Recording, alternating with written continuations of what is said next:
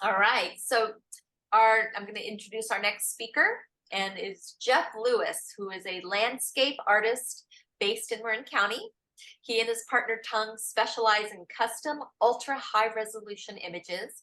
Their large detailed prints and wall coverings are on display in numerous California homes and office buildings with installations up to 40 feet wide. Wow. Jeff has a wide variety of international clients and publishers, which include Adobe, Bing, AAA, Marin Magazine, Backpacker, the Nature Conservatory, UCLA, and the Sierra Club. And he's one of 12 artists around the United States to be featured in Adobe's Global Creative Cloud launch. Jeff is an avid hiker and backpacker. He's served 3 seasons as a backpack ranger in Sequoia National Park. He spends over 150 days in the field each year. Many of his images are taken in rarely before photographed locations. With a BS in meteorology from UCLA, Jeff is the leader of an emerging field of scenic meteorology, the study and analysis of aesthetic qualities of weather features. That's hard to say. Jeff uses satellite images, weather models, and his own in-house patent escape cloud light model to predict when and where the best light will occur. With a background in meteorology, he is able to maximize his time spent with stunning light and help other photographers enjoy it too. So I'm going to mute because it's noisy on my end, but hand it over to Jeff. Awesome. Sounds great. Well, I'm excited to be here, and it's great to meet you all. I do want this to be interactive. I know we have listened to we listen to meetings all day wherever we are. So if you have questions, I do want to do Q&A at the end, but if you have a question that's like, I want to ask this right now, feel free to just ask a question, make a comment, have a little conversation. I do want that. I guess without further ado, I will get started. And can we all see that? And it looks clean in full screen? Yep. Looks clean in full screen. Perfect. Clean. Okay, let's see. I see Zoom in like a little corner of my screen here. I might be able to minimize that. Okay, there we go. So I am Jeff Lewis, as Stephanie mentioned. My photography business is called Landscape Visuals. It's something that I came up with in a long car ride alone coming back from a backpacking trip in the Sierra. And this is back in like 2010. And I just thought I was a landscape artist. And I was just thinking about how my photos are my escape from the everyday life and the world, the craziness of the world. So that's where that came from. I also want to highlight the fact that I call myself a landscape artist. That's a term that many people may not have seen before. So I deliberately stopped calling myself a photographer many years ago. And my tool is still a camera. That's what I use. Everything comes from my raw file. Like I take pictures. But if we consider strict definitions of what a photo is, not everything that I do, or frankly, but most modern people who call themselves photographers in today's day and age do, is meet that definition of photography. So I found it much more liberating to just call myself a landscape artist, and that's where that came from. I won't be offended if you call me a photographer, but I call myself a landscape artist. So what I wanted to talk about today, I do want to introduce myself and tell you a little bit who I am, but one thing that people often come to me, and I try to get to know, I have a lot of clients. We have clients for Escape. I have people who come for processing sessions, workshops, stuff like that. And the most common thing I hear from people, and they may not know that this is their biggest issue, but so we tend to go, when we pick up any hobby or profession, we tend to progress, right? We start out and we're a beginner, everything is fun and exciting, and then that somehow fades when we get more advanced or proficient at what we do. And as photographers, it manifests itself in many ways. And we'll talk about all these later, but I think the secret to success as a photographer is keeping your beginner's mind. And it also happens to make it a lot more enjoyable. So that's what I want to focus on today. But first, let's talk a little bit about me and my work. Stephanie gave a great bio. I'll just go into a little more detail on those things. So this is my partner, my fiance Tung, and he's also in the meeting. He's a Bonsai Club meeting too, so he's gonna be dipping out soon, but he just wanted to say hi. And he is amazing. He is also a photographer, and together we've put this together, I guess, our artistic creations. And you'll see this is our booth at the, I think this is Novato. Yes, this is Novato Art and Wine Festival last year, and we'll be doing that one again this year. And you can see some of the really big prints that Stephanie was mentioning. These are the one behind us of the Golden Gate Bridge is about 10 feet across, and some of the others are 6-8 feet across.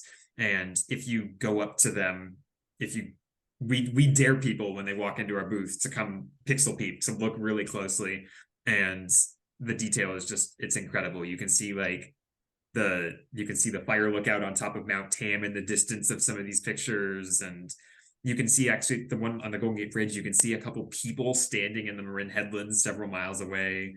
So we focus on that kind of thing. These are a couple pictures of me in the field. These are all taken by Tung. The top one is in the Sierra. I have a thing for frozen lakes. I love them. They make amazing ice patterns.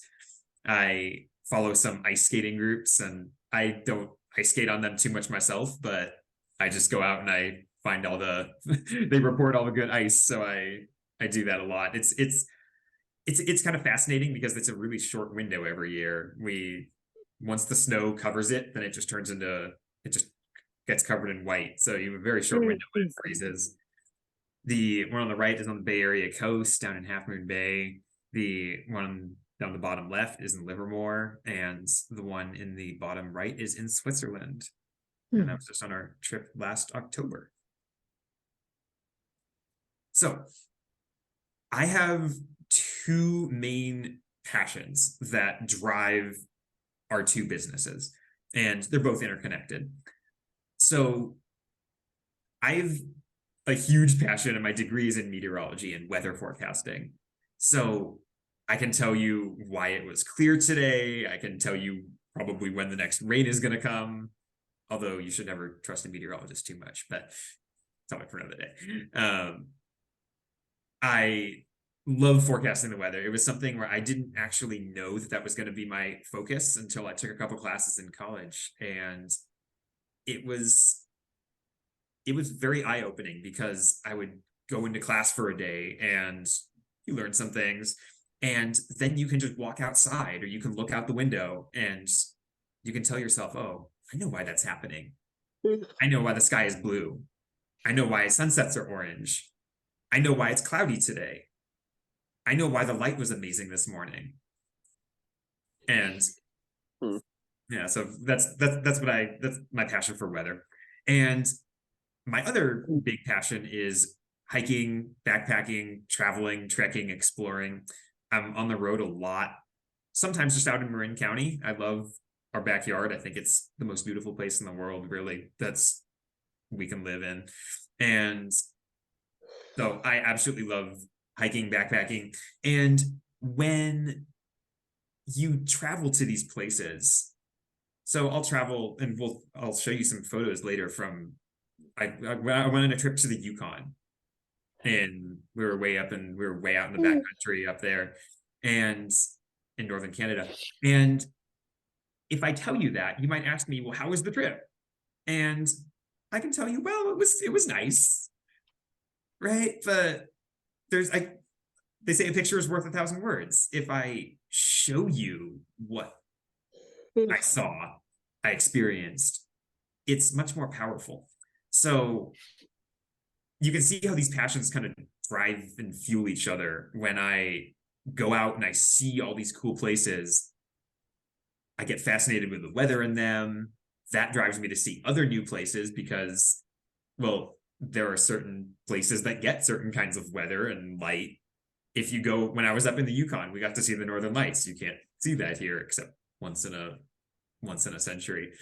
So we usually don't get to see much rain here either, but now this year we do. So now we get to see snow this year in the Bay Area too. But usually you may have to travel, trek, see. So these passions really fuel each other. And they've launched our two businesses. So when I'm interested in the weather, what I do as a photographer is I use that knowledge to put myself in good places at good times. And what I mean by that is, well, not every day has an amazing sunset. Some days are gray skies. Some days are really amazing sunsets. Some days have beautiful clouds. Some days it's clear, which is nice for some things. Some days you might drive and it's hazy. You're driving up 101, it's really hazy. Some days it's just crystal clear and you can see all the way across the bay. Some days you just might find all these different kinds of weather and light. And as photographers, we all know that, well, the classic way to do this is to go to a place dozens of times if you have to until you get the right conditions, right? You might go somewhere, you might go drive up the coast to this beach and you'll find it's foggy that day. And weather forecasts can be helpful. They've gotten a lot better over the last several years, and the models really are improving and the resources out there are better than ever. But there's still something lacking. And what it doesn't really tell you directly, will this be pretty?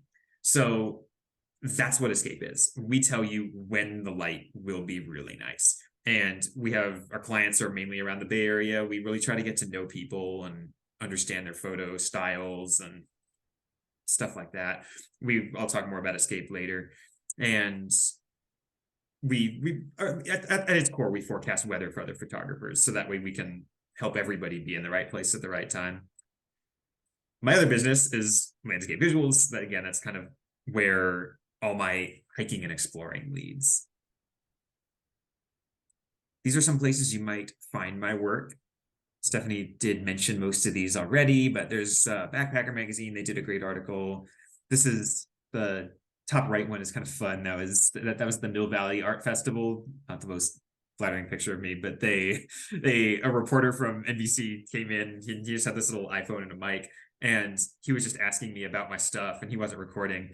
And I just gave him our little pitch, and he asked me, would you mind saying that again for the air? And I was like, sure.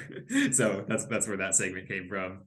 We were on the cover of Marin Living just a couple months ago. I have a feature article coming there soon too, so keep an eye out for that. The bottom left and bottom right are in the official California Visitors Guide, and the one on the left is down in Santa Cruz. You can see the sunset light that we're talking about. There's just these spectacular sunsets or fog or light that really makes a lot of these photos. Here's a couple more. I won't bother tooting my own horn, but you can see some of the other places that we are. I've obviously connections to UCLA since I was there. And if anyone wants to listen to these interviews on the radio, stuff like that, I'm happy to link them. I have the files downloaded. So these are the services that I offer as a photographer. I'm not here to advertise, but just so you know what I specialize in. I teach the weather. I teach how I know to be in the right place at the right time. I also take people to where I go. And sometimes I get someone who wants to just drive around and see a spot by the side of the road. And sometimes I have someone who wants me to take them up a mountain. So we do a little bit of everything.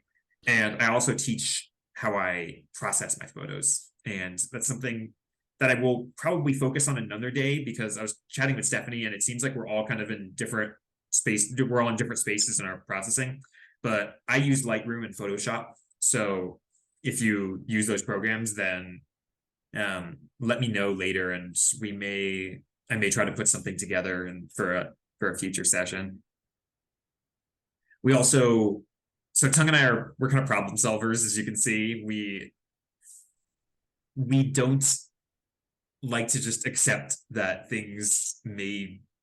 that some subpar thing is the way it is. And what we've come up with solutions to some of these problems. And one of them is, how many of you take photos in RAW? I guess I can't see the thing, but I hope a lot of people are raising their hands. So raw files are a really powerful way to take photos because you get so much more flexibility and control over how you can edit it. But have you ever noticed that when you import the photos onto your computer, they don't look the same as they did on the back of your camera?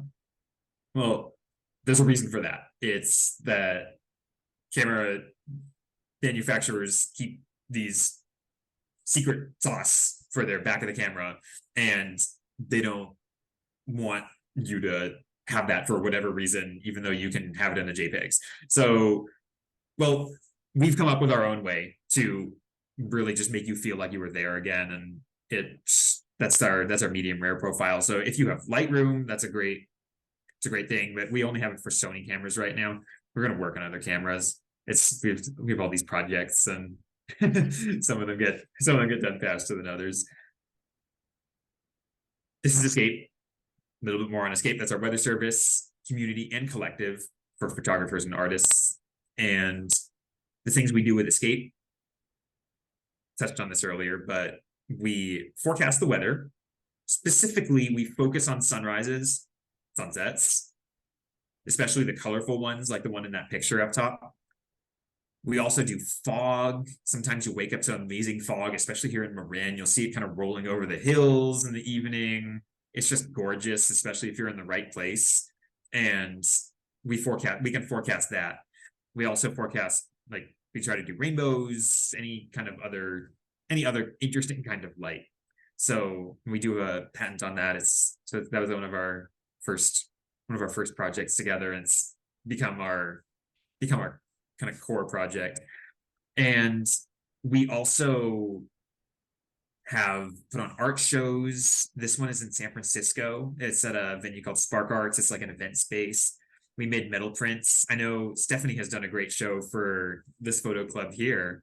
So I love that. I love seeing our work in person. I'm not a social media person. I was back many years ago, and I just decided that it wasn't enriching my profession, and it was just draining my mental health. So I left. And there's nothing like having this kind of experience where you can see, like, people are pointing at the photos, and like the artists are there getting to tell their stories. It's just so powerful. Tung is actually working on an Escape book right now. So we have, and Bernadette is also working on this book. We have, I think, about 55. Does that sound right, Bernadette? I think about 55 escapers in this book. And so it's this pretty big, like 250 page book or so. And everyone has a story that they've told. So we do a lot of stuff like that, kind of community collective stuff. Can I ask a question, Jeff? Yes. So does Escape, is it just Marin County, or does your software work, or your app work all over the state? That's a great question. So we launched in the Bay Area, and so most of our clients are in the Bay Area, but we also we can now actually forecast anywhere in the US, and we can also do parts of Southern Canada and Northern Mexico. And we didn't used to be able to do that, but now we can. So we can cover anywhere, but a lot of it is the community experience. So you get that in the Bay Area. If somebody is not in the Bay Area, we can forecast the weather for you. We'll tell you when to go out, but to us, the community is a huge part of it. So we will let people join from other places, but we focus on the Bay Area. Answer your question? Yeah. Perfect. Here's some of the prints that we've made in people's houses. I won't spend too much time on this, but you can see we do a lot of acrylic and canvas. One of these is a frame TV. We've been starting to do some of those because everyone has them. A couple more. A lot of these are from the art festivals. Tug and I also hang them for people. Okay. So I think I should give you a pretty good idea of who I am, what I do. But now I want to leave you with something. I don't just want to tell you about me. I want to tell you something that I've learned over time. And I describe this as this beginner's mindset as avoiding the grind that you start to feel when you have been doing something for a while and getting pretty good at it. That initial spark may be on the back burner. It's still there, but it'll often be on the back burner as we get more serious about things. And what I mean is maybe we'll go out, like, as I'm a meteorologist, right? I chase weather and light. So I may go out for a sunset. I'll take sunset photos, and my first instinct may be, oh, that sunset was just okay. I was hoping it would be a little bit better. And that's not something my beginner's mind would say. My beginner's mind would find opportunities in that moment and just search for inspiration in places where this light is happening. So this is the kind of mindset that I hope to get us out of, and the kind of mindset I hope to get us into. Another example, wildlife photographers. We might go out sometimes. Any wildlife photographer would tell you sometimes you get it, sometimes you don't. Right? Sometimes you go out and you see something amazing, and sometimes you go out and everything's hiding from you. And that can become a grind if you're, it's the kind of thing where you can just do it and be disappointed, and I try to avoid that. So the three things that I've come up with here are, one, truly finding inspiration through experiences, and we'll talk more about these. Inspiration through having experiences. Two is trying new things. And three is having fun. And Stephanie and I put together a challenge for you all. I guess a weekly challenge, Stephanie, or monthly? Monthly. And I think you will enjoy it, and you'll see why we decided on that challenge. So let's talk about the first one, having inspiration through experiences. These two photos on the right, I thought exhibited that pretty well. So some of you may recognize some of these places. The top one is just from Muir Beach. And Tong and I were out in the area. We were looking for, we knew there was probably going to be a really amazing sunset that day. And we were looking for some wildflowers out there. And we actually weren't, this wasn't our target spot. We had scouted a place that we knew that had some wildflowers. And we were driving the coast, and it was windy, and anyone who's photographed wildflowers before knows that wind is not really your best friend when you're trying to photograph wildflowers. Maybe you can do something with it, but in general, wind is not your best friend. So we abandoned that plan, and we saw that the light that it was clearly about to be amazing. So we just kind of drove back, and we knew that I'd actually never walked out here before at Muir Beach Overlook, and we just knew that we would find nice stuff there. So we were taking pictures up and down the coast of the sunset, and they were nice. You could see all the way to San Francisco. It was really clear, but they didn't fully capture that experience of being there to me. And it occurred to me that part of what makes this place so magical is that experience that we have when we walk down those steps. So I captured that, and I just put my camera on a tripod and just timered it. I think I did that. Either that or I asked Tung to take the picture, one or the other. But so that's how that photo came about. The one on the bottom is a foggy morning right in basically in my backyard in Novato. And I Wow. started hiking up to that. I started hiking up Mount Burdell. I knew that there were some nice oak trees. I was thinking there would just be some nice views from way up. And I kind of had this stuff pre-envisioned to when I would pop above the fog, but I didn't have this pre-envisioned.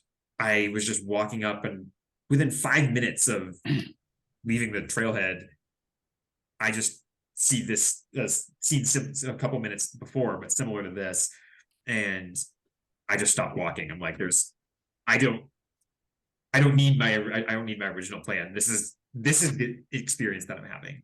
This is what makes this moment special. So I just set up shop, captured that, and absolutely never would regret that. I didn't get the shot that I came for, but there's always next time for that. So having experiences, that's what we all do out there, right? Every time we go out, take pictures, every time we go out holding a camera, we have an experience. And in the beginner's mindset, we will let those experiences inspire us rather than simply evaluating the conditions that we got for the photo that we wanted. Because in many cases, including these two, the best photo was not the one that I came for. The top one I came trying to find wildflowers, the bottom one I came trying to take a picture of an oak tree, and I think I ended up with things that were way more spectacular than those. So draw inspiration from the experiences that you have. Take those photos. Second one is try new things. And sometimes trying new things will mean breaking rules that you may have learned. That was actually the challenge that I almost gave you all, was break a rule of photography, and maybe that would be a good one for a future month. We all know the rule, maybe we don't, but some of us will know that there's a rule of thirds, that you're not supposed to overexpose things, that clipped highlights are bad and black shadows are bad, and having people in your landscape photo is bad. Is it really though? And having things that are out of focus is bad. And when we go to the beach for sunset, we need to take a picture of the sunset. Well, a lot of times we can break those rules. And just like any art, you may learn that the rules are important. They're there for a reason. But then once you learn them, you get to learn how to break them.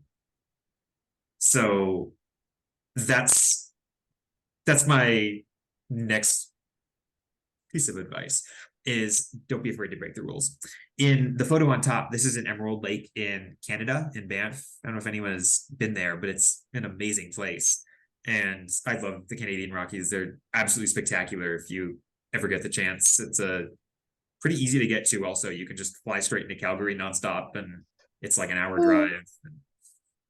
Yeah, they're just spectacular. And I went during fall colors. I actually planned this trip during fall colors. And well, this day I was chasing the sunset using my weather knowledge. I knew that this area would probably have a good sunset. So I pull up, and you see that bridge in the back of the photo? There were about 30 photographers standing on that bridge. Thankfully, the wall of the bridge is high enough to hide most of them. And behind this bush, kind of over on the lakeshore, there were about another 15 photographers, all with their cameras pointed in the other direction at the same scene. And that, to me, is not beginner's mind. That is being in a grind. When we show up at the classic place to take the same classic photo, and there's nothing wrong with doing it. I actually took that classic photo, but then I left to do something else. And from the bridge, I just spotted these bushes on the shoreline, because you might notice the trees in the background are all evergreens. So again, going back to capturing the experience that we had, I was seeing fall colors, but my photos didn't have any fall colors in them. So I was exploring around the lakeshore to try to find places that I could use fall colors. And I just came up on this little bush, and I used it to frame the mountain and the lake. And I shot this handheld. A lot of landscape photographers will set up their tripod. I sometimes do if it's necessary, but a lot of times I'll just be poking around again, just like a beginner would do, right? When we break the rules that we've learned. So I just thought this was an amazing frame. I decided to leave the whole foreground out of focus. I do sometimes, sometimes I will merge separate exposures to get the whole image in focus. And that's one way I don't view that as like, if I were to do that for this photo, I wouldn't view it as a photograph because, and you remember I call myself a landscape artist. That to me is, it's a work of art, but it's no longer a photograph once I merge multiple exposures together. So, but this photo is a single exposure. And so that's the story of that one. The bottom one is on the Sonoma coast. I was out with a friend and we were trying to shoot a beautiful sunset that we'd forecasted.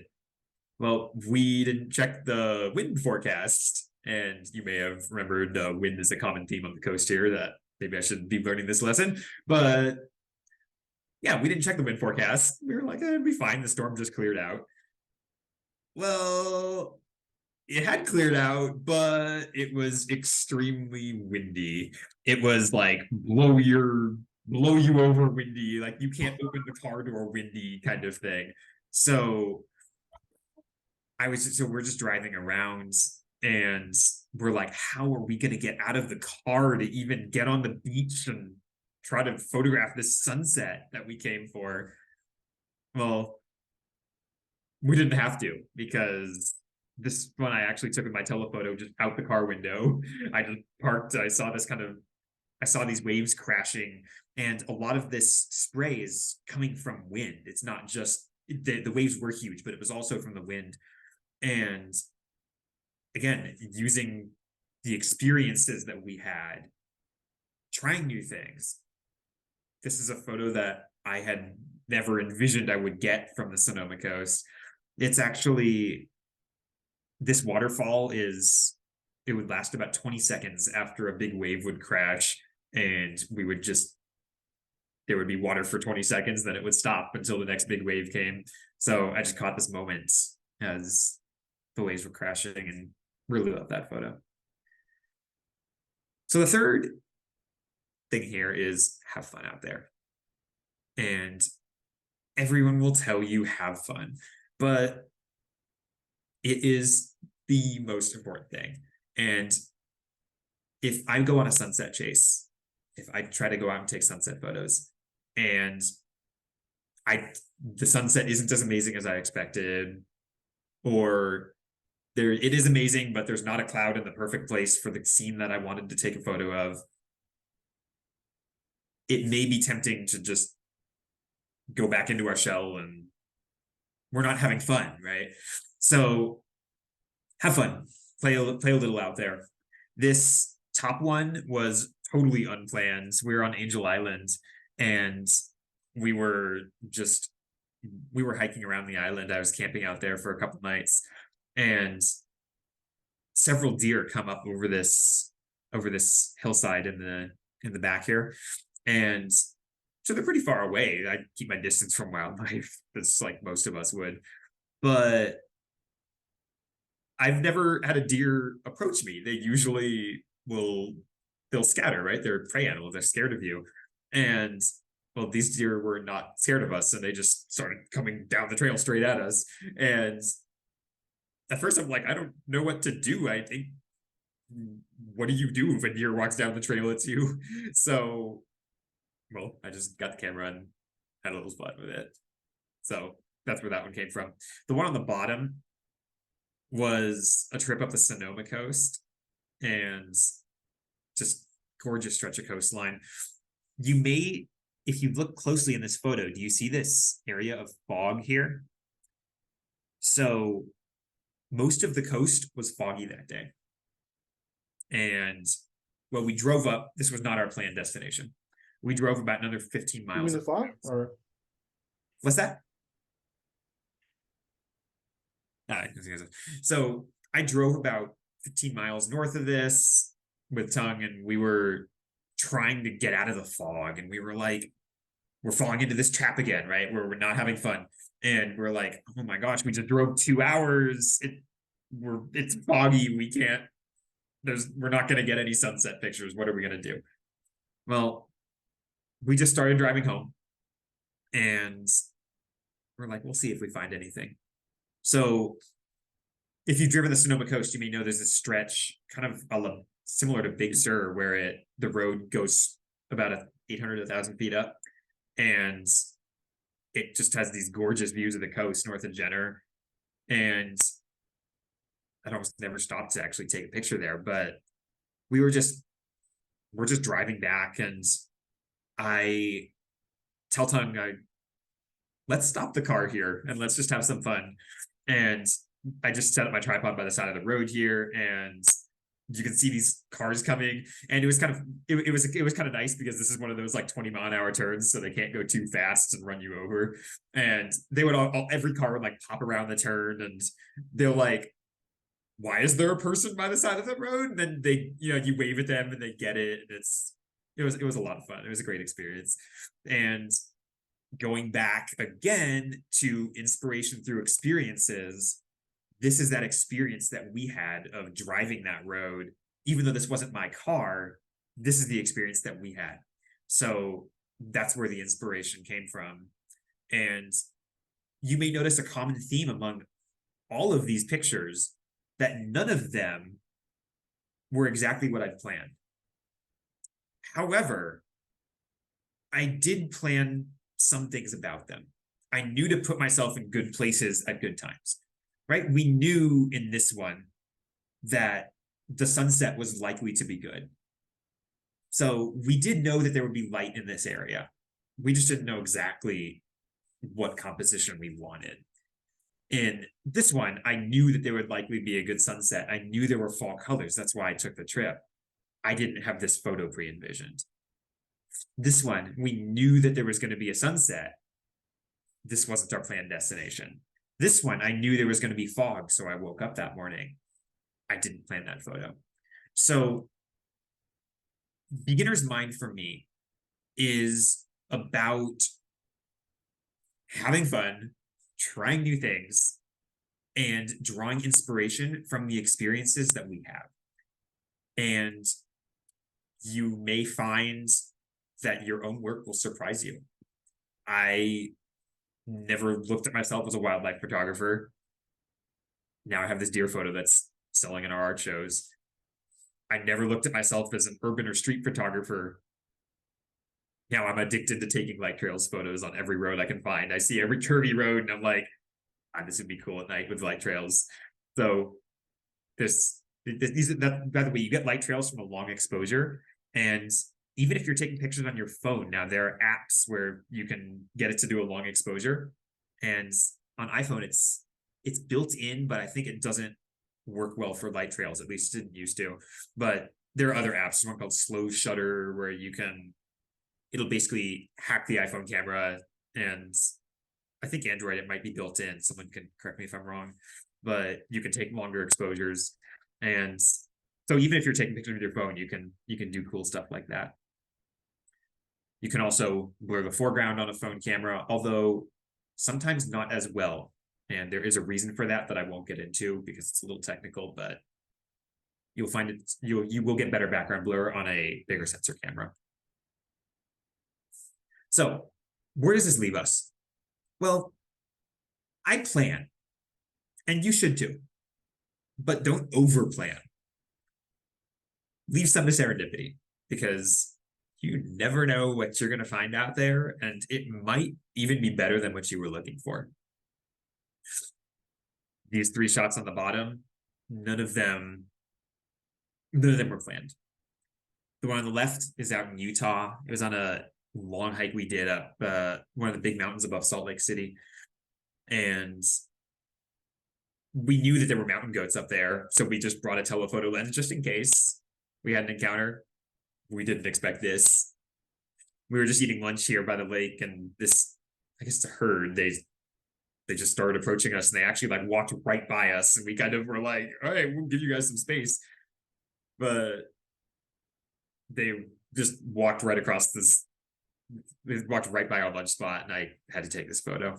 This one is one of my favorite wildflower photos. I think the colors are a little wonky on Zoom, but you can take my word for it. This is one of mine that I showed in the Chico Art Festival last year, and people loved it. It was not planned. I knew I knew there'd be wildflowers in the area, so we planned, but we didn't over plan. We didn't know that this was the exact photo that we wanted. I just saw it by the side of the road while I was driving around and slammed the brakes. Thankfully, it was a farm road with no traffic, so it wasn't a problem. This one is right here in Marin County, and it's just one of these local hidden gems in North Marin. And I was just, this creek was swelling like crazy after this is after the January rains, and I'd imagine it must have looked like that this week too. But I was just, there's a little trail on the other side of the creek. It's not very well known, but there's a trail on the other side. And I just decided to have some fun hopping rocks and get across the creek and see what the view looked like. And just framed it through these trees and ended up with that. So again, in this one, we knew that there was going to be a creek flowing. That's why we went there after the rain, but we didn't know that this would be the photo that I would go home with. So beginner's mind is about planning, but not over planning. And if you think about the things you did when you were getting started, and take a minute and think of when you were getting started as a photographer, what did you do? And was it the same as what you do now? In what ways was it different? Maybe you're a wildlife photographer and you started out taking pictures of wildlife. You've always been taking wildlife pictures. But how has the way you've gone out, how has your approach changed? And has it gotten too serious? Has it gotten to the point where we're not being inspired through the experiences that we're having? Are we not trying new things? And are we not having fun out there? So that's what I mean with bringing back beginner's mind into our art. And I want to read you a quote. It says, it's from a Zen book, and it's from Shunryu Suzuki, and it's a Zen book that he wrote. And it says, in the beginner's mind, there are many possibilities, but in the experts, there are few. That's in the beginner's mind, there are many possibilities, but in the experts, there are few. So in order to transcend mastery of something, we need to be a master with a beginner's mind. And that's the challenge. So just wanted to show you a couple of photos that, again, a couple images, landscapes that I've made. This one's a big panoramic. I don't consider a panoramic photo, or I don't consider a panoramic image a photo. It is not a photograph. It is an image.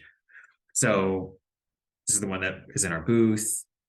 And I don't want to tell the stories of all of these, but just a couple of them. You can probably imagine how for one like this is total beginner's mind here. This photo is all serendipity. I was walking along this river in Yosemite, the Merced, and this is at a very classic spot. Maybe you've been here. It's this bridge that overlooks Half Dome. It's called Sentinel Bridge. And if you go there on any sunset day, you'll probably find 20 tripods lined up next to each other, all shooting the exact same thing. And I just went down to the river and was looking around, and I said, this is amazing. And I first took photos of the classic reflection with fall colors. And I then realized that the top half wasn't even necessary. The reflection in itself was fascinating. And I flipped it upside down, so it looks like it's right side up, and it really kind of is a little trippy. This is ice on there. And some of my friends will know that this was a very special day in Yosemite. It was when we had fall colors and fresh snow at the same time. So what did I try to do? I had fun.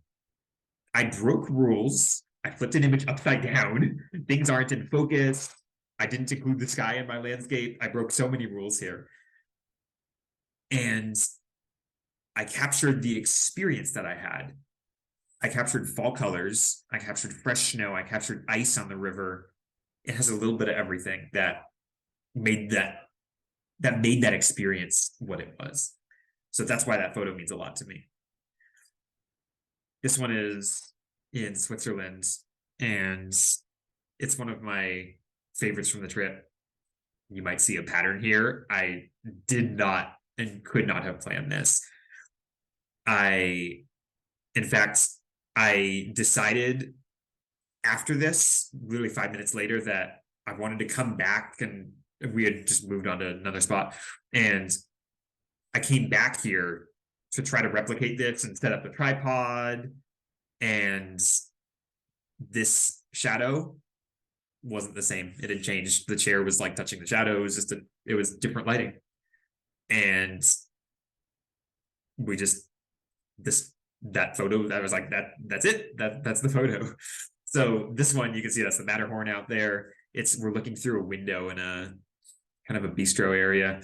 And it just, to me, it captured that experience of being there. And you can go to Switzerland, you can take photos of the Matterhorn lighting up at sunrise with its reflection in the lake, just like everybody else does.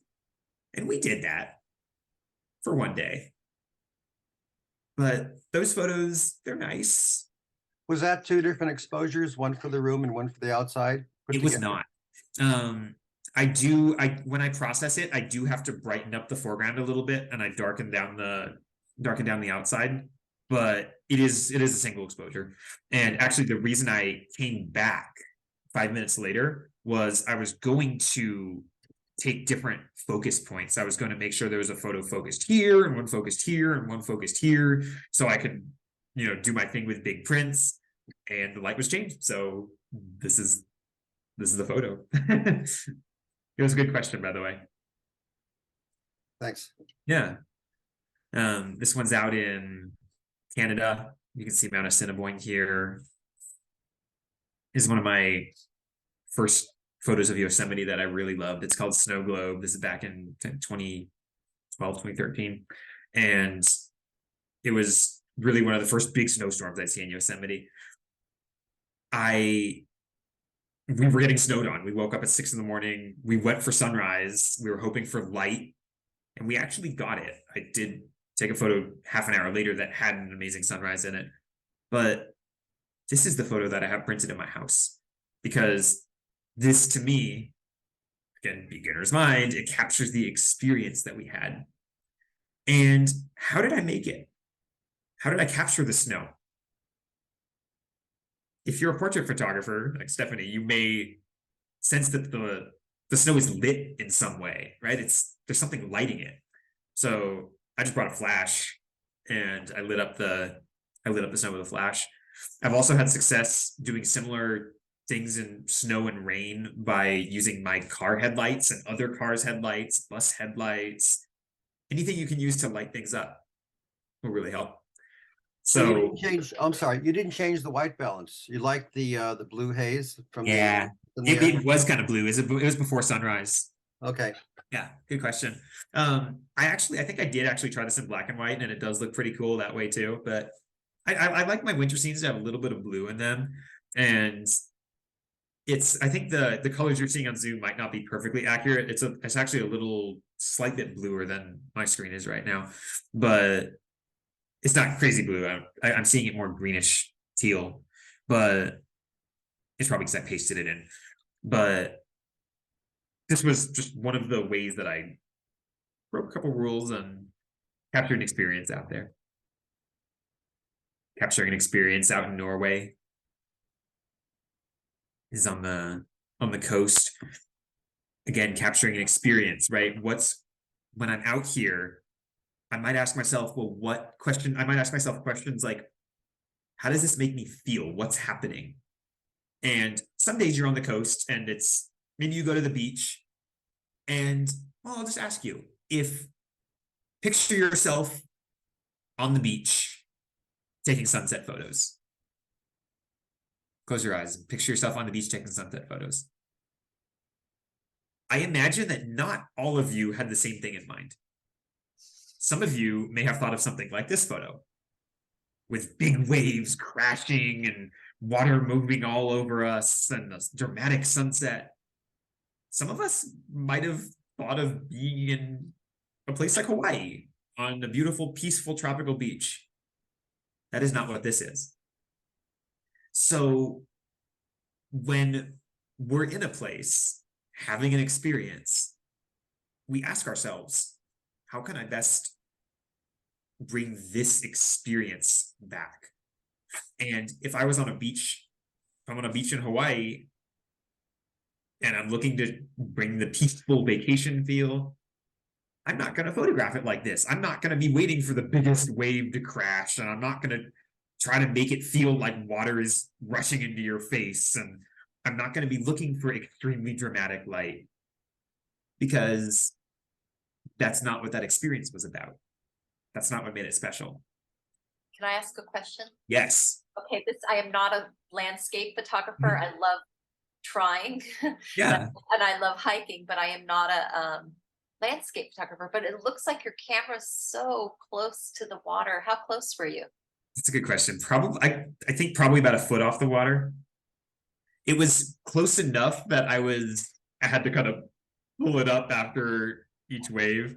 You should play with waves are a great thing to try to play with. Also, flowers, grasses, things like that are great things to play with to see how moving up and down, even just a couple inches, will drastically change your perspective. And it's all a game of trade-offs. If I get really close to the water, it feels intimate and it feels like I'm right there. But if I get really low, I get that intimate feeling, but I also lose the depth. I lose the perspective behind. So, and you can even, like, if you pull out your phone right now and you try to move it up and down, you'll see how the perspective changes, and you'll notice that next time you're out. And so, yeah, this one's probably about a foot or two off the water. It's pretty close. What was your what lens did you use, or what millimeter? This good question. I should have talked about my lenses. Thank you. So I shoot on a Sony. I'm on a Sony A7R4, but you know, I do that because I need the resolution. A lot of photographers don't make giant prints and don't need 60 megapixels. That's my thing, so that's what I do. So I'm on the Sony A7R4. This lens is from my old Canon camera, and it's on the Canon. It's a wide angle. I do a lot of seascapes on wide, and that one was I think it's 16 to 35. I now on Sony I use a 14 to 24 from Sigma, which is a fantastic lens. It is heavy, it's a brick, but it's a great lens. I also have the 24 to 70, which is a Sony one. It is a little pricey. If you're looking for a more budget thing, there's a great Tamron alternative that you can pick up used for $400, and it's fabulous. I've shot with it for years. So did you say 24 millimeter? Yeah, my Sony is 24 to 70 and the Tamron is 28 to 75, so it's similar. So what do you think you shot this at? 24 millimeter? This one's probably about 14 to 16. Wow. I didn't have 14, so it's probably 16. And Jan is asking, were you in the water for this one? And Oh have yeah, you photographed we were getting wet. Some people have waders. I usually go barefoot and just embrace the cold. But some people also wear neoprene socks. That'll help a lot too. But you notice how being in the water really, it makes you feel like you're in the water. Yeah. This is one from Utah. This is one of the times where I really did have a vision in mind. So there was a little less left to serendipity on this trip because I kind of knew exactly what I wanted. I drove 15 hours for it. I don't usually do that, but it can work out. How's that moonrise, by the way? What time of day did you shoot this? This is in the middle of the night. So this is the moon rising. This is not a sunrise. Yeah. So that's all all at night. And it's not a photograph. I had to take the Milky Way separately a couple minutes later just for all the detail, and had to take the foreground separately. So, but it was all from standing there in the middle of the night. It's just the things I do will make a cleaner image. Where are you? Is this This is Arizona? in Utah at a very classic place called Mesa Arch Thanks. in Canyonlands National Park. It's a gorgeous spot. It's really well known for sunrises, and it's known for the sun will kind of light up the bottom of the arch when it rises. So if you do go, it's spectacular. Here's another one, Yosemite. I'll just flip through these a little faster unless you have specific questions about these. But just some stuff from our explorations. Too You notice fast. Too fast. Oh, too fast. All right, I'll slow down. Go back. Yeah, I know you need a couple seconds with each one, right? Mm-hmm. It's a little different because I've seen these photos before. Like this photo is hanging in my dining room, so I'm like, oh yeah, I know this photo. But if you're seeing it for the first time, it doesn't. That's Yosemite? It is Yosemite, yeah. Clearly. This is actually, you remember how I was talking about the photo that had the fall colors and the reflection of Half Dome? This photo is from that bridge where you'll find like 20 photographers. Yeah. What's that?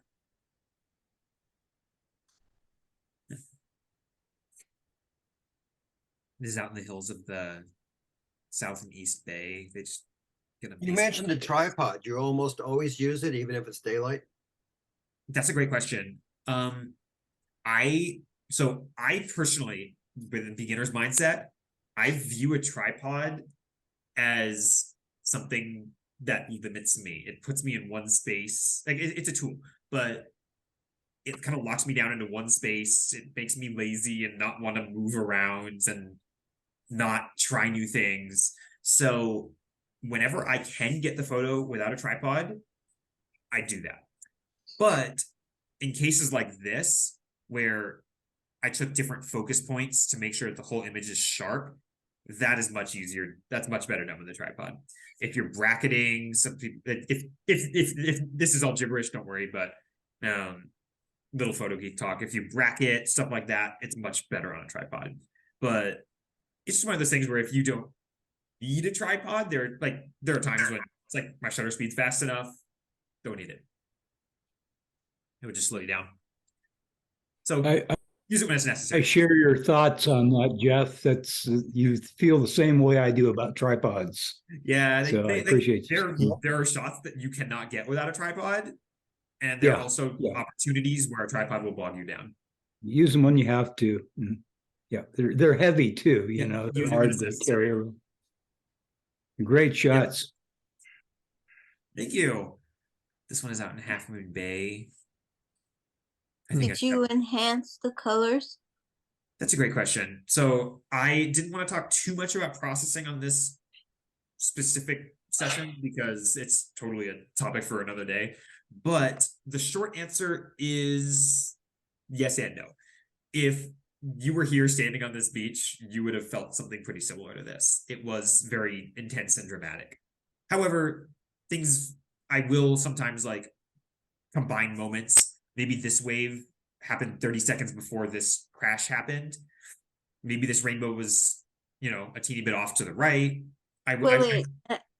Could you, I don't understand. The wave was taken at a different time than the background wave? Yeah, so what I'll do is if I'm on it helps if you're on a tripod. You can take maybe 2 photos that are a little bit time apart and you can merge those together. Yeah. And you can what? You can merge them together. What? Somebody's mic is. Could you mute whoever's that was? Can you say that again? Because every time. Yeah. So I will sometimes take photos at slightly different times or angles, and I'll merge them together in Photoshop. And it's something where I don't want to get too much into it right now because every time you mention that, it triggers a whole debate and emotions among photographers of what is this? And remember, I'm not calling this a photograph. To me, I'm a landscape artist. And my goal is to take this experience that I had and bring it to you. And to me, if I come back with a series of 10 photos and one will say, wow, did you notice when this wave crashed against this rock? And another one, hey, did you see this wave in the foreground? And another, this is when the person appeared here. It doesn't have the same impact as showing it to you all in one image, saying this is the experience that I had when I was there. These are the things that I saw and heard, felt, smelled. So that's what that's kind of my philosophy. And when you're asking about the colors, I will actually bring out the light more than the colors, and the details of that are best left for another day. But most of my images are really about light more than color. Mm-hmm. Yeah. Thank you. You should be able to take any good photo. You should be able to take it and convert it to black and white, and it should still look good. It may not have quite the same impact, but it should look good. You should be able to tell what it is. And there are scientific reasons for that. The way our eyes work, our eyes we're better at discerning brightness, luminance, than we are with color. And this is actually this is Tung's specialty, so maybe he can give a presentation on that kind of thing. But cool. Yeah, so that's why black and whites work really well, is that our eyes see in brightness and not just color. This is out in Norway. Another one of those scenes that I just was not quite expecting with the fog and everything. I was planning to climb a nearby mountain instead and do something. It was a different vantage point. And we were just in our campground, and there was this photo on the wall taken from this mountain, and I'd never seen it or heard of it. And I just, like, every time I walked into the lobby of this campground, I was like, that is incredible. And I was like, I have to see that view from my own eyes. So we just changed our plans, and we spent a night up here, and there was just this amazing sunrise that we couldn't have with the fog. There was no way to know exactly that was going to happen. So it was incredible. My one almost regret from this day is that none of my photos have our tent in it. And our tent was like 20 feet from here. And when we're talking about beginner's mind and capturing the experience, this is me kind of almost falling into a trap of saying this is an amazing scene and I need to just capture that, rather than really connecting with the experience that I was having. Thankfully, I think the conditions alone were an experience, but yeah, I do wish I'd done a little more with, maybe having me in it, or the tent, or something like that. And it's a lesson that I've learned in other trips. I have a question. Yeah. Yeah. I'm wondering if Hi, Father. hi. I snuck in. If there are situations where flat light is useful. It's a great question. Photography. In fact, you're kind of looking at one of them, aren't you? Is it flat? Let's see. It's pretty flat. This was a foggy morning, and I did enhance the light towards the horizon a little bit to give it a little more dimension and depth. But yeah, the light is pretty flat and even here. If you look at the foregrounds, the flowers, you can see it's all very evenly lit. And when you're talking to a portrait photographer, then they will basically tell you that having fog or clouds is like a giant softbox in the sky. Right. And I'm just wondering for the landscape, if it some scenes, so it really depends on what exactly you're hoping to photograph, but some things can be really nice in flat light. Yeah. I do still usually try to bring just a hint of light into it. You notice that the light here is not nearly as intense as like the light here. Right. But there's still a hint of light. And again, this is more of a processing thing. I really try to bring out these gradients from light to dark. And so in order to have that gradient, you need a little bit of light. It doesn't have to be strong, but just a little bit of light. So I guess to answer your question, I think truly completely flat light is difficult to work with.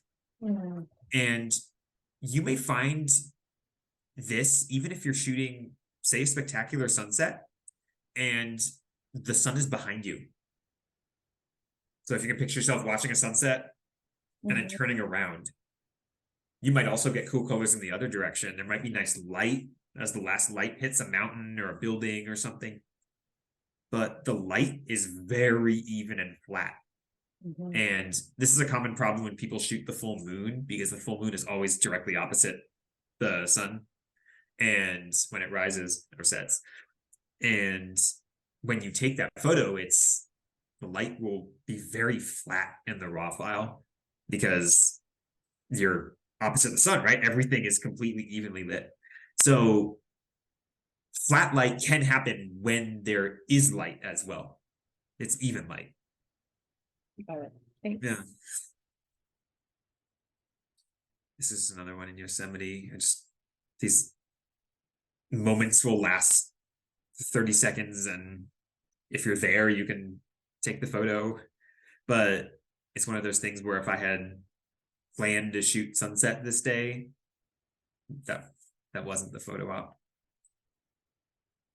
By the way, if there's I see there's messages in the chat. I assume you guys are keeping me posted on everything. I think some people mentioned questions because I'm not actually reading the chat right now because I'm reading other things to do. But so if there's a question in the chat, someone ask it. This is one more from that trip in Norway. The sunset. I don't know if any of you have ever been up to the Arctic Circle, but around certain times of year, you can get these sunsets that last for 4 hours, and it's just mind-boggling. But when you're that far north or south, it's just there's not as many places that we can access easily down south. But when you're way far north, the way the sun works, the way the moon works too, they're just fascinating. This is in the hills above Berkeley on a just particularly amazing foggy morning in the summer. I knew that there was going to be fog, knew there was probably going to be a sunrise above, did not plan this moment. So just a little serendipity there again. Is that my Diablo sticking up there? It is. Yeah. Huh. Good eye. Yeah. Wow. That's really something. Yeah. Thanks. This is a similar kind of scene from Mount Tam and Marin, so I figured we're a little more local. And I think this might be the last one I had, or maybe I have one more. But this is one where y'all are in Marin. You've seen this stretch of 101. We've driven it almost drive it every day. You see the freeway right there. I drive that stretch of freeway all the time, and every time you come over from Novato into Marinwood, you see this amazing view of Mount Tam. You all know what I'm talking about? Yeah. So just incredible view of Mount Tam, and I always wanted to photograph it, could never find a spot. So I was kind of looking at vantage points on Google Earth, and I found that it looked like this hill would have a really nice view. So I just decided to look like it was probably public-ish, so I just hiked up it, and I took some photos of a classic view of a classic sort of classic landscape without the trees, and I enjoyed them a lot. But then I just walked a little further and I saw this and I was like, oh, that's it. That's it. So I had to come back two or three more times to get this sunset light, but that was you might see a lot of things you recognize in the photo of this is like Terra Linda Ridge here and Mount Tam, of course. And it's just one of my favorite things about living here is we just get to have these experiences, right? Yeah. Oh, I have one more. This is from last week, and this is just out hiking right near my own house, and Tung and I were walking the dog, and we just stumbled into this field of I believe they're Indian warrior flowers, and it just went on and on and on, and we were like, oh my gosh. And I didn't even have my full like camera set up or anything. I just had my I just have my little sling with the 24-70. I try to bring my camera as many places as I can just to have something. I don't bring my whole setup, but just to have a camera. And I took some photos that day because it was just absolutely stunning.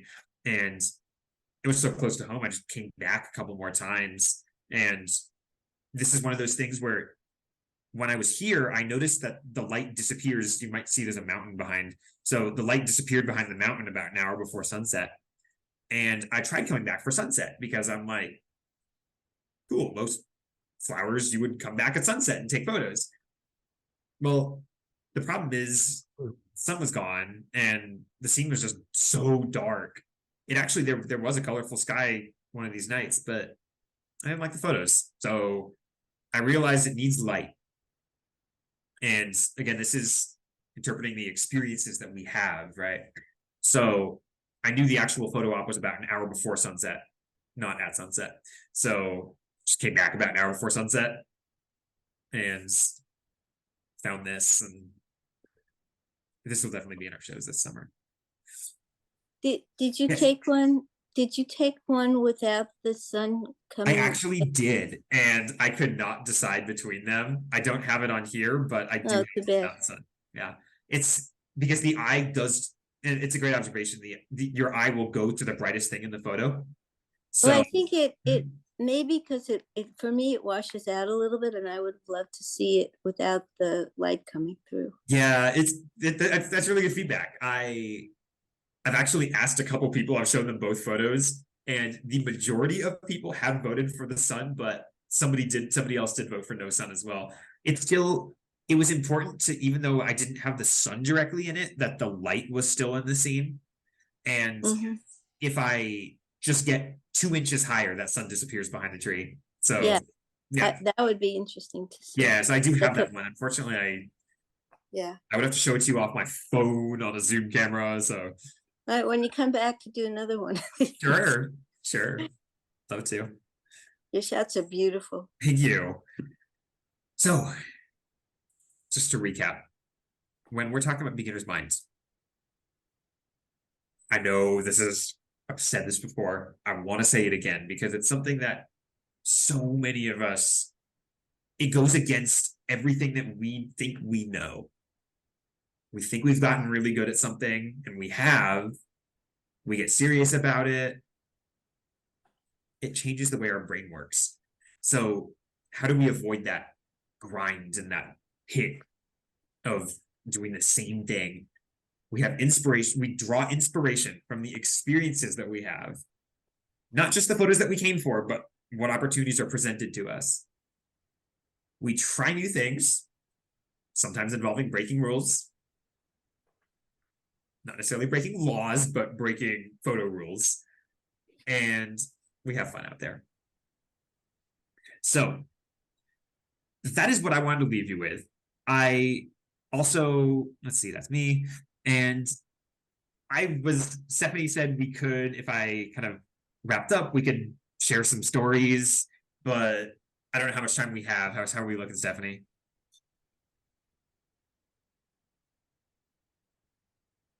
After Stephanie sleep.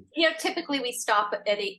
It's 8:30 right now. Okay, cool. Then I bet will- people, I'm sure people have questions or. yeah, so I will save these for another time then, because I think we had a great discussion there. But these are some of these are released and some of these are unreleased albums from my recent and some of little less recent travels, and they kind of illustrate the concepts that we talked about. But yeah, I'd love to open it up for a couple questions. I know I hope we've kind of had a conversation going the whole time, so I didn't just put you all to sleep. But if there are other questions that have come up, anything else you want to ask me, I would love to answer. And I can I'll turn off sharing here so we can actually see each other's faces. There we go. One of the things I love about some of the images was it wasn't black and white, but it was like 3 colors. So I love that.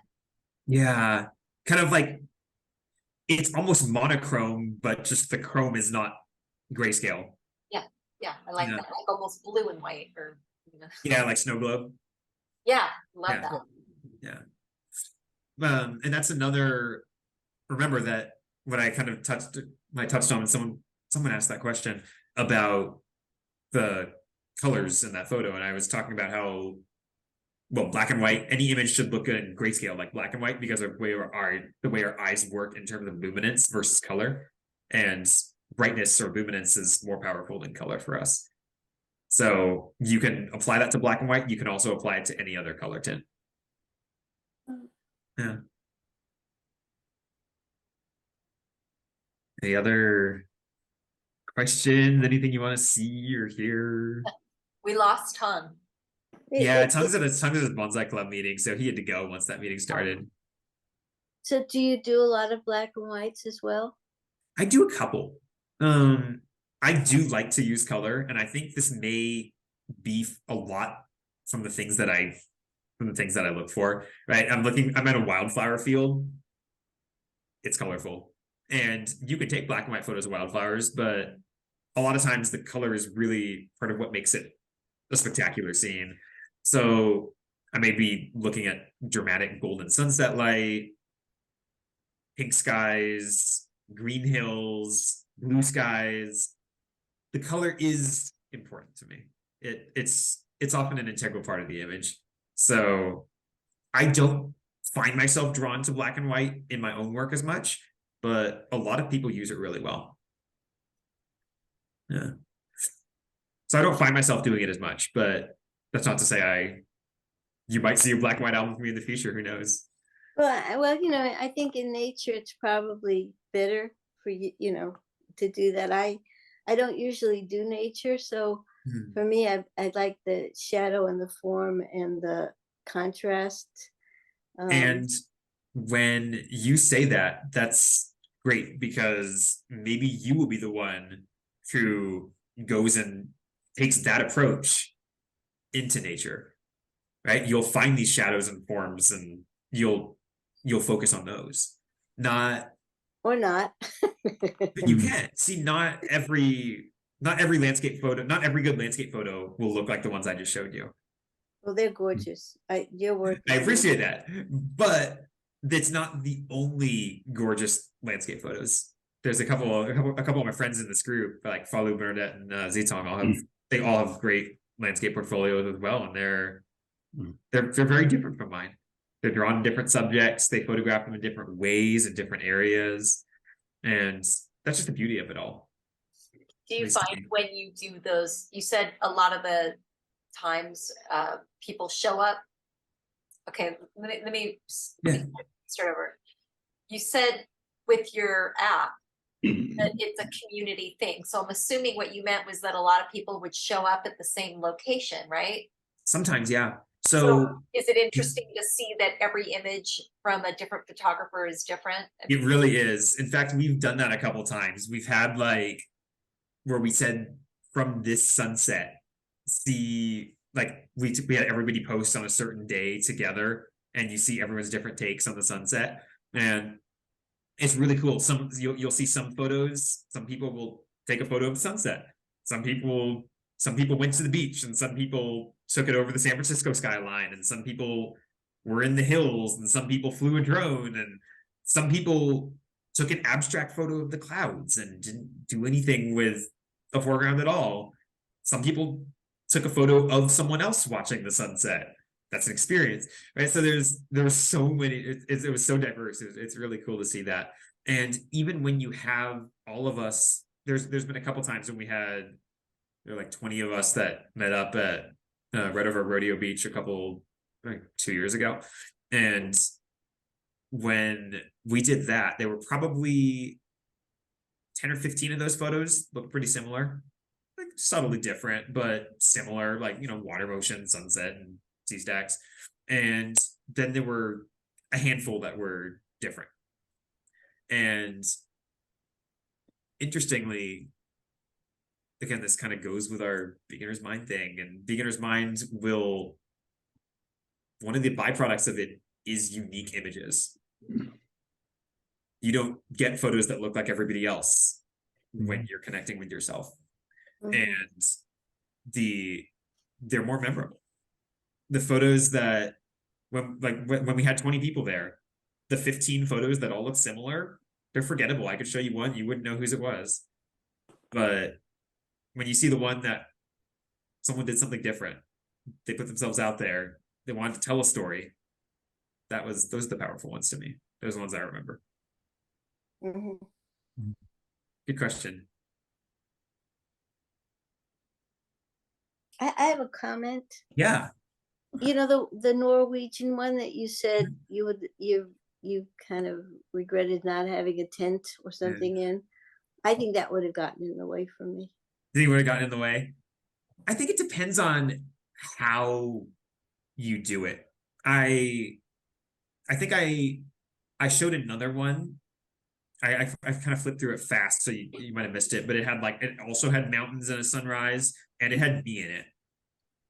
It was kind of, I might have flipped right by it, but yeah, so I did include myself in one of them. So at least I have that. But yeah, So it's good feedback. Would you have put yourself and the tent in the image or just the tent? You have to try it. See if it looks too busy, or I have a couple from my tombstone in the Yukon, Canada trip, where I have myself in the tent with like kind of like my feet sticking out, and it shows the view through the tent, because to me that was really that was part of the experience of being there, right? I can try to find this. You had the camera inside the tent looking out. Now I see. Okay, with your feet out, looking at the view. Yeah, right. Yeah, I You had your can. camera inside the tent, looking out. Here, I'll just share it with you. Is that? Oh, thanks. I think the tent would have added nice perspective. Oh yeah. Oh, You'd yeah. have to see it, right? It's You framing. never know. Perfect. I bet Backpacking Magazine loved that. Yeah, I thought about sending it to them. I haven't done it yet, but Oh man. I can't. I don't have time to go through hundreds of photos, but you can kind of see what these are all in the middle of God. Nice. nowhere. I guess let's see the So northern lights. those are Oh, pretty. yeah. Sorry. You carry a backpack and all your gear. That's a lot. Yeah, there's a lot. My back hurts just thinking about Is it. that Northern Lights? Yeah, they are. Where is that? This is up in the Oh. northern part of I guess central part of the Yukon in Canada. Wow. It's Yeah. crazy. When you I'm were gonna up in take a look. Norway, did you go to North Point? In Norway? No, I didn't. We were in Lofoten for most of the time. Oh, where is that? Norway? No, or These are all in the Yukon, but you? Wow, this is all the same trip. wow. Yeah. Hey, what's the name of your app again? Oh, Escape with a Y. Which, remember, I was talking about like Land Escape at the beginning, so we decided to take Escape as a spinoff to really bring that same theme home of this is what we do to escape from the craziness of the world sometimes. So Escape with a Y. Where's the Y? How do you spell it? ESCAYPE. CAOYPE. Yeah. The Y is silent. Oh, okay. Yeah. Thanks. Yeah. And Bernadette and Zeton can tell you all about that. I won't ask them for a review right now, but Should I tell everybody our fun challenge? yes, let's do it. All right. I think we can wrap up. Okay. Bear with me here. I think you will like this challenge. I'm My excited. escapers may have already done this. We posted as a challenge probably a year or two back. It might have been actually no, it was like 2 or 3 years back. But so this, Stephanie, do you mind if I introduce you, or do you want to do it? You do it. All right. So Can you this see it okay here? I can see it. So we chose this challenge to really illustrate the beginner's mind. And I borrowed it from a book. It's a really good book by Freeman Patterson. It's called Photography and the Art of Seeing. And it does talk about some similar themes to what we talked about today. But the challenge is grab any camera gear you'd like. Could be your phone, could be your fancy camera, you could bring your tripod, you bring your whole backpack, and whatever you want. walk into your bathroom, close the door, and set a timer for 10 minutes. And you have 10 minutes inside the bathroom to make your image. And I think the reason I wanted this is nobody, okay, you can correct me if I'm wrong, but nobody has thought to take a quality photo in their bathroom. And when we do that, so when we force ourselves into our bathroom to take a photo, it forces us into a beginner's mindset because we can't have anything in mind that we know we wanted to take a photo of. So there you go. That's our challenge for the month, and I really look forward to seeing some of the others. When we gave that challenge, that Tongue took a photo of a water drop. I took a photo like looking up at a skylight with some lights, and some people took photos of light bulbs like up close with macros. It was a really cool challenge. Just this is a family friendly photo club. Please keep it G-rated, but take a photo in your bathroom. I know you don't like Facebook, but I hope you'll come on and see what's. I would love to see them. Yeah, I would love to see them. Good timing. My maid came today for the bathroom shots. I was just gonna say, now I have to clean my bathroom. Maybe you don't. Maybe you don't. Yeah, I do. Capture the experience, right? So much, Jeff. This was amazing. I hope you all enjoyed that. I hope that kind of resonated. Your like, pictures are incredibly beautiful. They are. It's hard.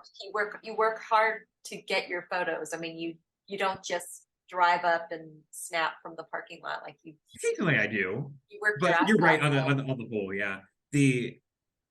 But just remember, I do work hard for them, but I have fun. That's the important part. Otherwise it just becomes work, and then you lose your creativity. Yeah. Yeah.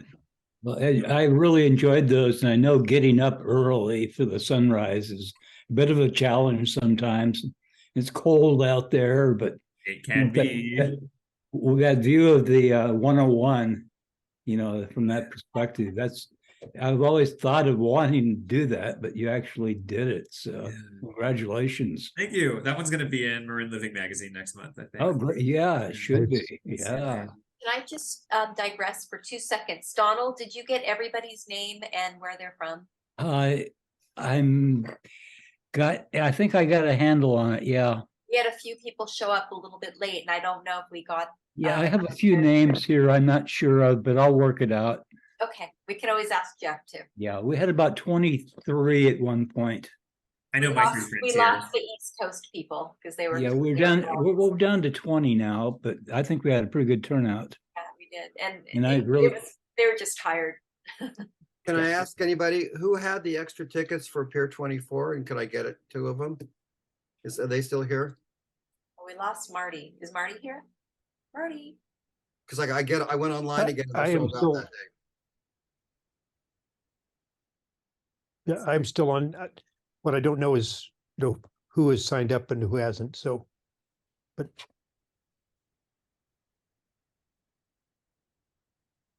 Thank you, Stephanie.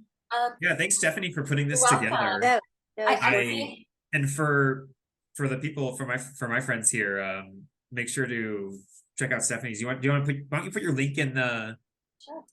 chat too, so everyone can see that, because she does amazing portrait work. If you ever need a Yes. portrait she photographer does. up here in Marin or elsewhere, and you do She like does. East Name Peninsula and SF. You don't do SF. I wouldn't want to do SF, but you do other stuff around here too. So There's a question here, Jeff. Is your app available for iPhones? yeah, so we do. iOS.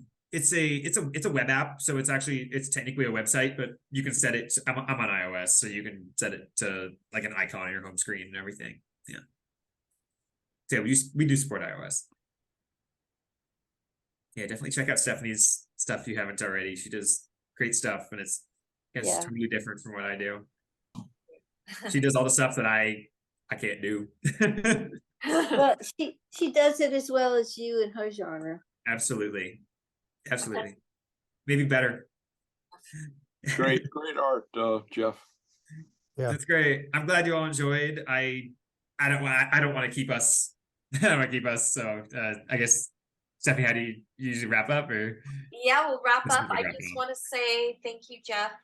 So grateful. And I will send you a video. We're gonna put this on Facebook if anyone wants to watch it again. And I want to try to see if I can send the chat to you because there was some nice comments. So yeah, if I'm just scrolling through the chat right now, and if good. I Okay. missed any questions, just feel free to contact me. You can find me on my website, and feel free to shoot me an email, or you can call me or anything. I tried to keep track. I hope I didn't. I hope I got it. Thank you, everybody. I'm so glad you all came. And Thank you all for coming. Me too. yeah, Donald, do you want to ask anybody where they're from real quick? I have a boss. She likes to know this stuff.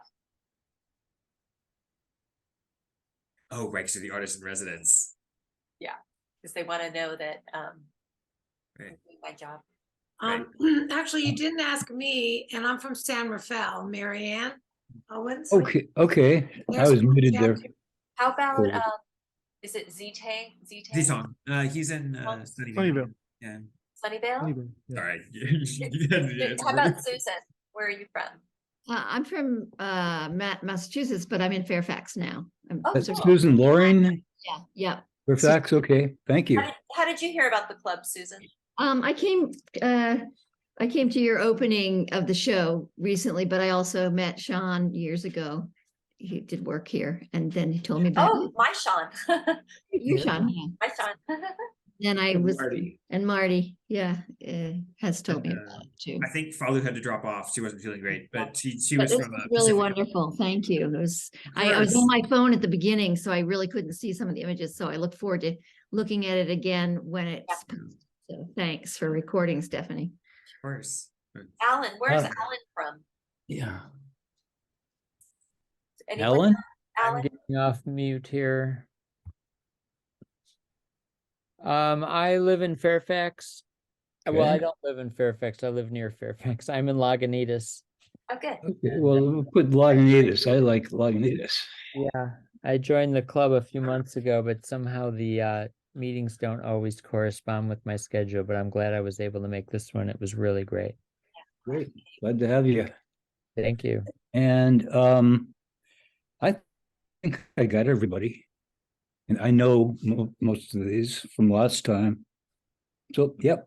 And we hope you We got all come about 20. next month too. We have Jan Bell. Do you want to say anything, Donald, about Jan? Oh, yeah, he left just earlier, but great friend of mine came out here and fell in love with Bolinas, and he's from Ohio. He doesn't want me to tell anybody he's from Ohio, but he is. But he has a workshop in on Lake Superior, on the Canada side of Lake Superior every year, and travels around when he can. He's a recovering cancer patient. He has cancer of the spine. It's but he's recovering, so valiant effort. So he's a great friend of mine, and he's taught me a lot. Seemed like you really enjoyed the presentation too. Oh yeah, I saw a few of his comments. So Yeah, I'm just reading them now. I can't Yeah. figure out how to send this chat to you, so I'm glad you're seeing it. I'm seeing it now. Yeah. But you can save the chat, Stephanie. You I know. don't see how. It does Uh, say recording is on. Well, I- it says yeah, no. Control Enter to send, and I keep hitting it, and nothing happens because I'm trying to send it to Jeff. Oh well. on the That bottom would of just send me a the chat, message. where if you want to save the chat, Yeah. you go to the bottom of the column, and on the right there's 3 dots, and click on those 3 dots, and it says Save Chat. Thank you. Oh, Hmm. Get it? Got it. That's Thank you. I'm going to send this to you, Chat, Jeff. and then you have unless to wanna find do it yourself. wherever in your desktop or wherever it gets saved to. oh, Yeah, that's, perfect. thank you. I didn't know that was a Yeah, thing. that's helpful.